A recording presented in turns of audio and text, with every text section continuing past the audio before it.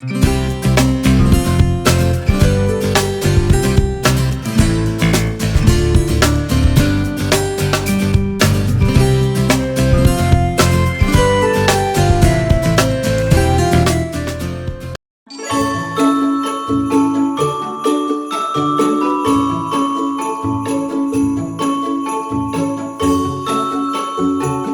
everyone, it's Jaden, and today I want to talk about the Odyssey. I want to talk about two themes. First, that your actions have consequences, and second, that you still arrive at an idealistic fate, which in itself is like an idealistic idea.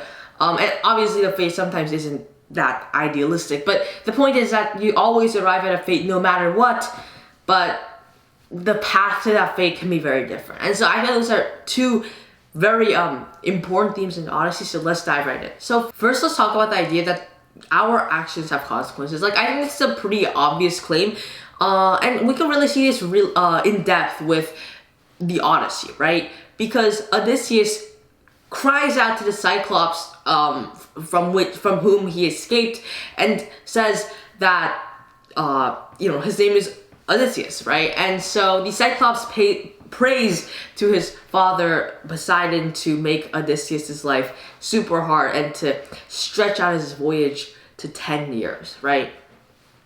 And I think that this is a storal at epic proportions, which tells you how just one singular action, one sentence can bring upon you so much misery.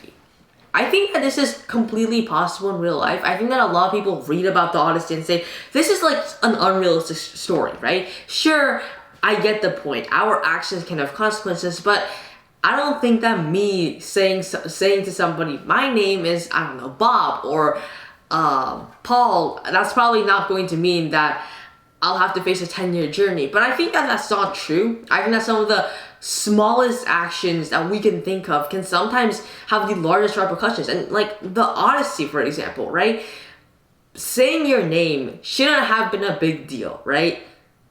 But because of the really bad luck that Odysseus had, the Cyclops had to be the son of Poseidon. And Poseidon obviously had to make things really hard for him in like ways I could never have imagined. So I think that the theme really is, no matter what, even in real life, the smallest actions can have enormous consequences. And I think that we can see this in real life as well. I don't think this is just something purely limited to a fantasy world, because at the end of the day, mythological or not, I think that like the same principles hold true for both worlds, right? They're just inhabited by different things, by different people.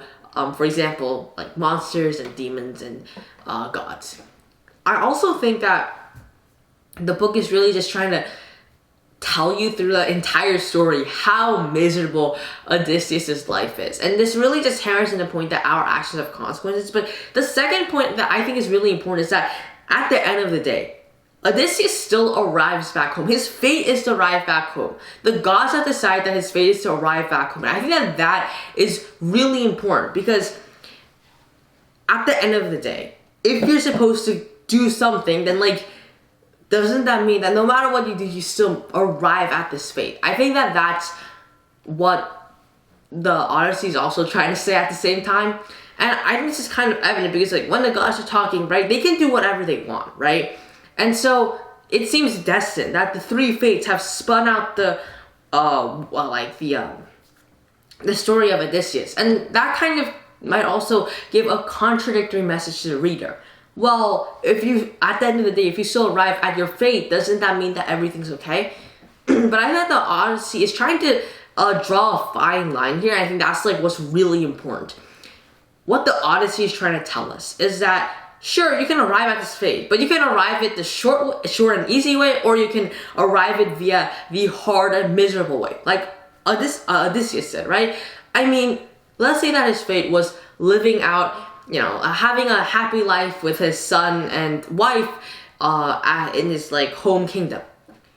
He could have had a pretty nice voyage all the way to his home, or like he in real life did, he could have had a 10-year voyage facing monsters and demons and having to, fight gods. at the end of the day, like, he gets to the same point from point A to point B, but there's two very different ways of getting there. I think that we can actually see this like reflected in Grecian mythology, or like mythologies all around the world, right? A lot of mythologies have this idea of an afterlife, and there's like always this place where all the bad people go, all of these like really bad places, and then there's like heaven, right? There's like this amazing, beautiful place that people can just have like eternal happiness in.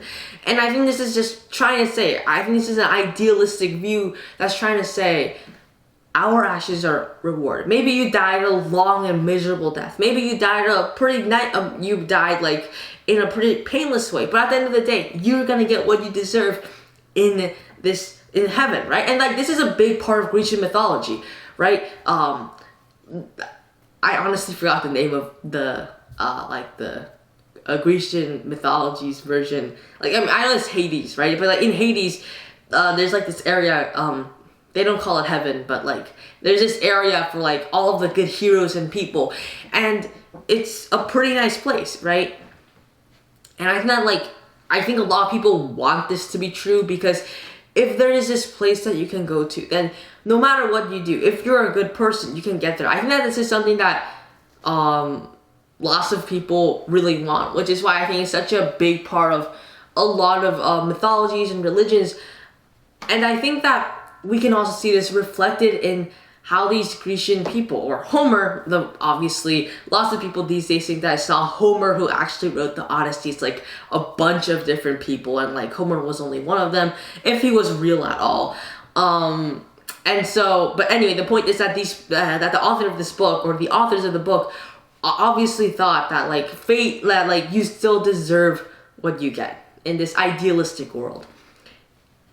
If the world is idealistic or not is a completely different question. I think that our actions can totally determine our fate. Like, Odysseus made it back home, but I think that he made it back home partially because of luck, right? For example, when he was going through that like narrow chasm through the rocks, and you know, the monster was like snatching up two of his crew members at a time and eating them, right? I think that there's like a chance that Odysseus could have been one of them, right? People can make the argument that, oh, it was fate that Odysseus wasn't one of like, I don't know, the 6 crew members that were killed and eaten. But I think that like the story is like, I think that like Odysseus survives by luck, not only fate. And so in like a not very unrealistic world, Odysseus could have been one of the sailors who was snatched up and eaten by the monster. And so I think that maybe the Odyssey is also alluding to this, but there is something called fate, and if we deserve it, we probably will get it. But at the same time, our actions can sometimes overrule fate. It's kind of a complicated and very, very fine line to draw. But I think that how we should think about it is that our actions 100% have consequences. However, most people who, you know, have like relatively mild actions, they still get what they deserve, because the world is like most of the time, the world isn't a crazy horrible place. But some of the time, our actions can push us really close to the point that that our good fate or our bad fate might not be fulfilled, or that our fate, good or bad, just, you know, has a very small chance of being fulfilled. Now, I think that like it's really important to see why these people were really all, you know, like why they really liked fate and the consequences and all that. I think that in real life this is just true. Like, anybody who has lived like for a while know that their actions have consequences, and that. But most of the time, you know, like especially in like society that's like more like, you know, at least like more than the olden days, it's more geared towards justice and stuff like that. I think that like in the majority of places, life has gotten better, and therefore, if you do something wrong, you're gonna have to pay for it, right? Like in the olden days, it was like if you did a crime, chances are you wouldn't be caught, right? But these days, if you do a crime, the police are gonna come knocking at your door and saying you're going to go to jail, right? And so I think that in real life it's like kind of a true statement. But at the same time, in the olden days, I think that these people really thought that the gods controlled everything, right? They could shapeshift, they could just change the fates of so many people. They could make a thunderstorm, they could make a water storm, they could make olives like Athena, or they could make horses, or they could just do anything. They could summon demons, they could, pretend to be people that they aren't. And so, as the gods always watch over you, according to the Grecians, if you do something, then these gods are up, and they can multiply themselves again and again, right? They can split themselves, and so they're gonna make things hard for you, because that's how the way things are, right? Because they're very justice minded. And so I think that that's where this real idea of fate came from, that the gods always look upon you and they try to help you, or they go against you, right?